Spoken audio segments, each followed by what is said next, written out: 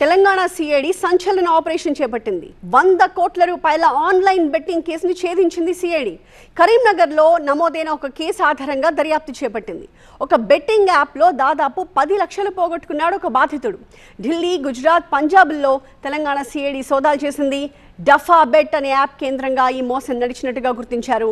46 mule accounts అలాగే 11 మంది నిందితులను సిఐడి గుర్తించింది. ఆన్లైన్ బెట్టింగ్ పై ఏర్పాటైన సిట్ కీలక ఆపరేషన్ పూర్తి చేసిందని చెప్పారు సిఐడి డీజీ చారు సిన్హా. ఈ కేసులో మొత్తం 11 మందిని అరెస్ట్ చేశామని తెలిపారు.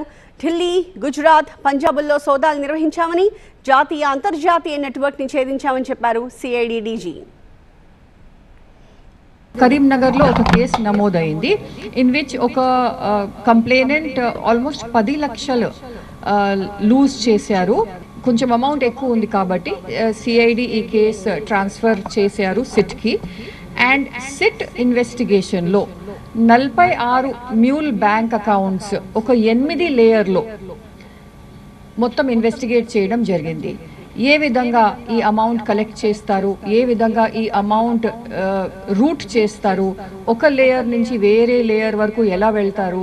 సిట్ ఆల్మోస్ట్ 6 months నుంచి ఈ ఇన్వెస్టిగేషన్ పైన ఫోకస్ చేస్తున్నారు. ఒక organised, coordinated, multi state, inter state and international criminal network reveal అయింది. దీనిలో మోడస్ ఆపరాండి ఏంటి? ఈ డఫా బెట్ యాప్లో ద యాప్ ఎన్కరేజెస్ బెట్టింగ్. దేనిపైన? క్రికెట్ పైన, కెసినో గేమ్స్ పైన అండ్ ఒక ఏవియేటర్ అని గేమ్ ఉంది, దానిపైన బెట్టింగ్ చేయడం ఈ యాప్ ఎంకరేజ్ చేస్తుంది.